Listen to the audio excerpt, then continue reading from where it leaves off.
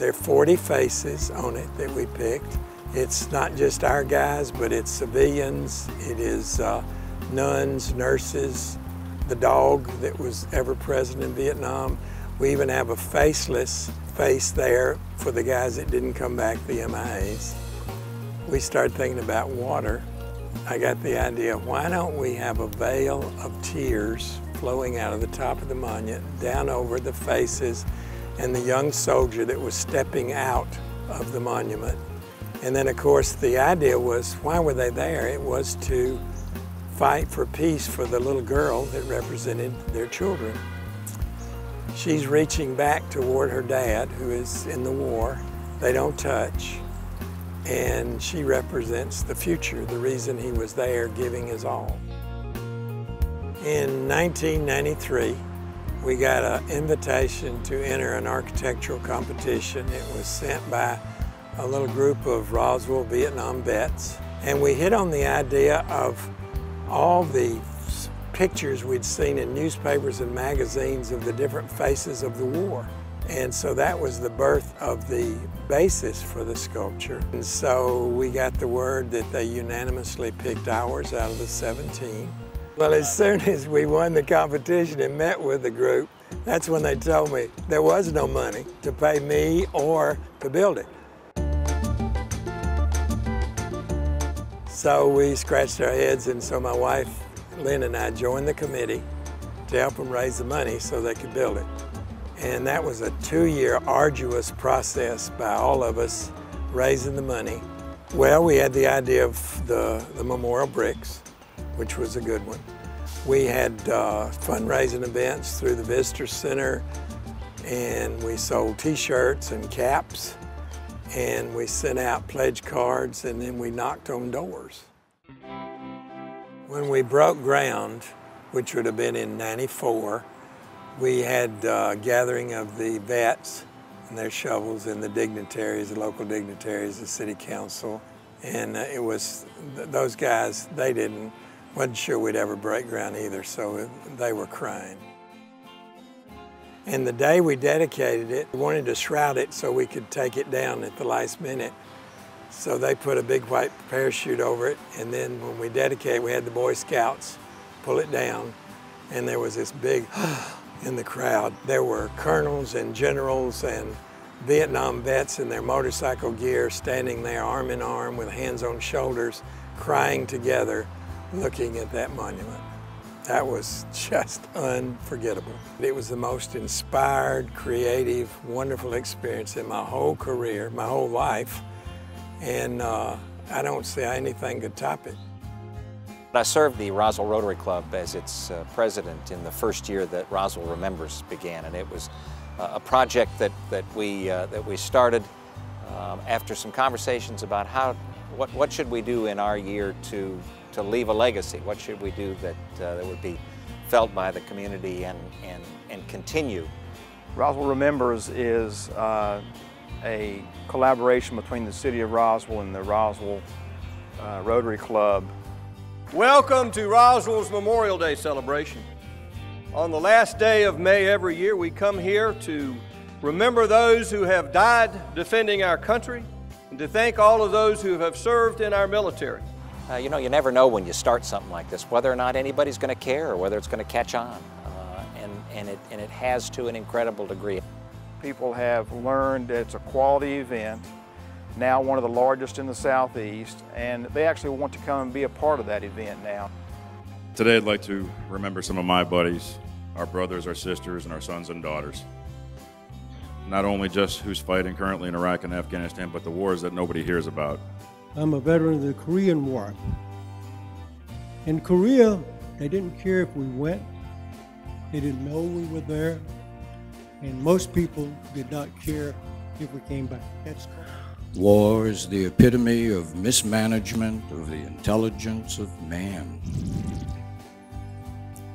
But the common man in an uncommon situation, he shines because he's willing to sacrifice his life to save a small child, willing to sacrifice a career for a small child.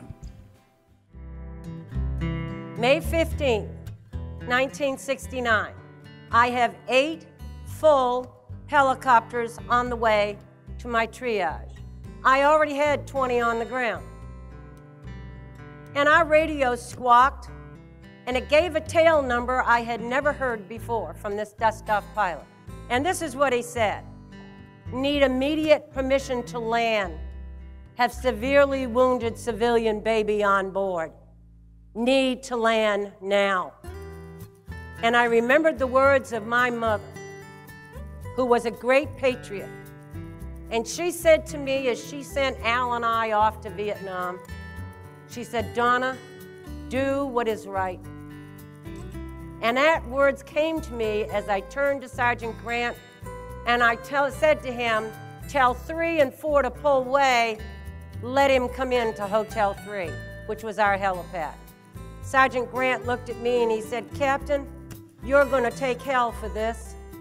And I looked at him and said, "What can they do? Send us to Vietnam?" When the back of that ambulance opened and Specialist Greer stepped out and said this to me, it hit me like a bolt of lightning. He said, "Captain, we had to break the mother's arms.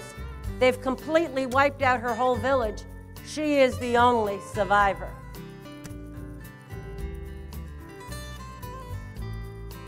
That little tiny baby fit from here to here. My men and I worked on her. I grabbed the Catholic chaplain as we were rushing her to surgery, but I knew that if Father Sullivan baptized this baby, that the Catholic orphanage would take her because she had no village. Or, in my belief, she would go to heaven. So Father Sullivan, running along with us along this gurney, running down the hallway to the OR, put his hand on her head, and he said, "I baptize thee." And he looked at me, and I said, "Name her Kathleen." Kathleen survived. She went to the orphanage, I came home. 30 years later, they're doing a film on the documentary of the Huey helicopter. The AJC printed the story, it was taped into the movie, and a year later I got a call from the producer saying, "Are you sitting down? Someone wants to talk to you." And I said, "Well, who is it?" And she said, "It's the baby."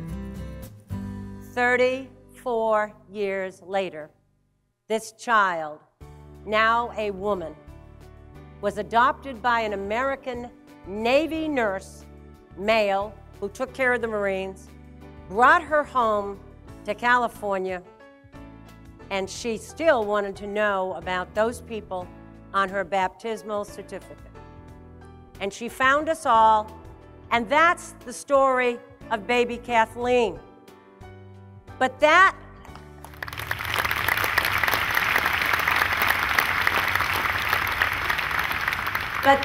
story dispels everything the press said about the Vietnam vets. We were not baby killers. We were the best that could be put to work.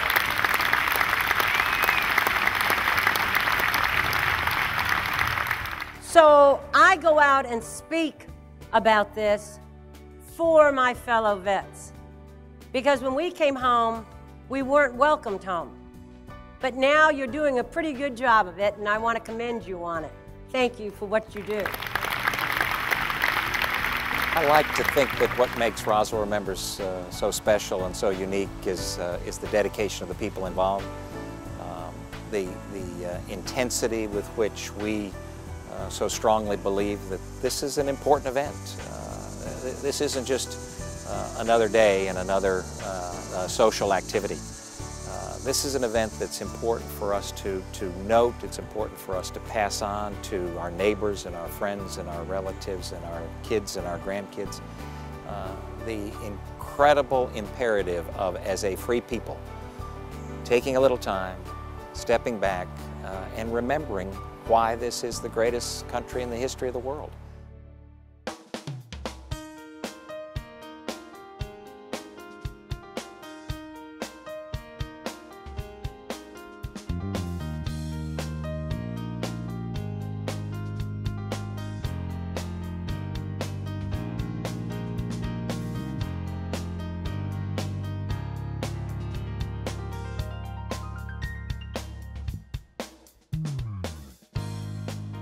The funding necessary for us to put on the quality event that we have per year can take between $20,000 and $30,000 per year.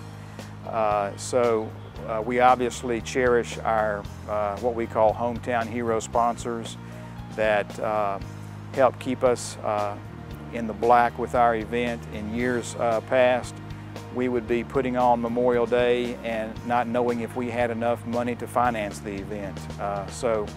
We greatly appreciate the help that we have gotten from local businesses, which we call our hometown hero sponsors, and then those who wish to participate in a different way with a silent sponsorship that we are happy to recognize through both the club and those in the city as a whole who want to finance the event. We can't do it without them.